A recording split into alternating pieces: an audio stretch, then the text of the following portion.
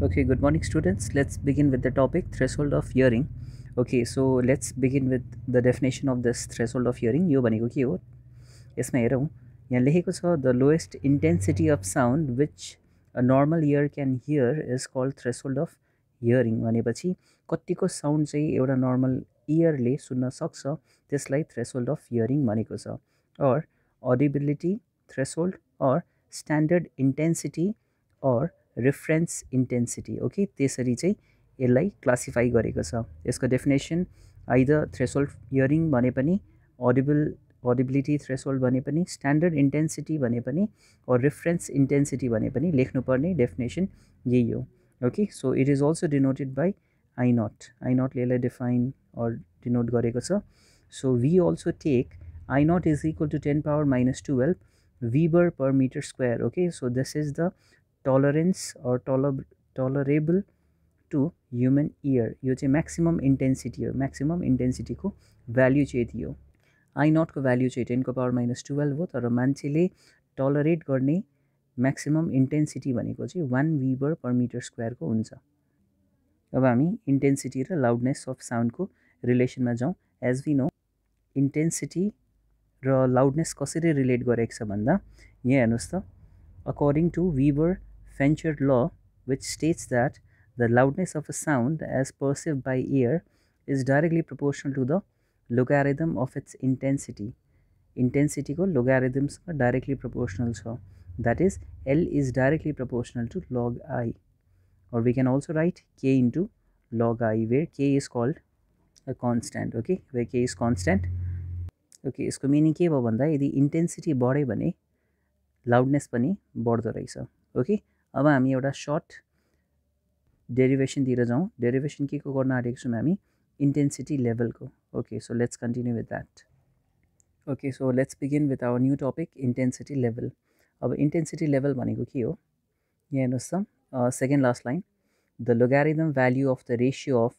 Intensity of sound I to the standard intensity that is I naught is known as intensity level and it is denoted by beta okay beta ले denote गरेको छ हामीले intensity level of sound ला कसरी लेख्न मिल्छ intensity level of sound beta is equal to log I by I naught okay अब यसलाई कसरी कन्टिन्यू गर्ने कसरी डेरिभेसन हुन्छ त्यो चिज हेरौँ टपिक हाम्रो यही हो डेरिभेसन हामी यही गर्न आँटेको छौँ अब त्यसलाई लेख्नु पर्दा यहाँ हेर्नुहोस् त लेखेको छौँ हामीले late I naught be the sound intensity of the two notes corresponding to loudness L and L naught respectively. The Weber-Fechner law is written as okay Weber-Fechner law is written as कसरी लेखेको छ L naught is equal to K log I naught यो कहाँबाट आयो अगाडि हामीले loudness र इन्टेन्सिटीको relation पढ्दा लाउडनेस L naught र I कसरी रिलेट गरेको थियो भन्दा L equals to k log I लेखेको थियौँ L naught is equal to k log I naught लेख्ने हो and L is equal to k log I लेख्न मिल्छ त्यसरी नै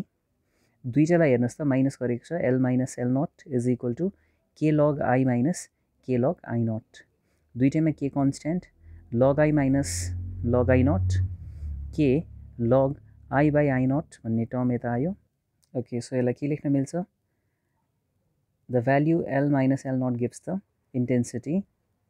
level of the sound having loudness L. Okay, यदि loudness L intensity ले दियो भने हामीले के लेख्न मिल्छ beta equals to L minus L naught which is equal to K log I by I naught. As we know the experimental value of K which is a constant the value is 1 so we can write beta equals to L minus L naught which is equal to log I by I naught. यहाँनिर के देखियो intensity लेभलहरूको बिचको डिफ्रेन्सलाई चाहिँ हामीले के गर्न सक्छौँ एउटा कन्स्टेन्ट बिटा भनेर मान्न सकिन्छ okay where beta is this so यो नयाँ रिलेसन आयो beta equals to L minus L naught which is equal to log I by I not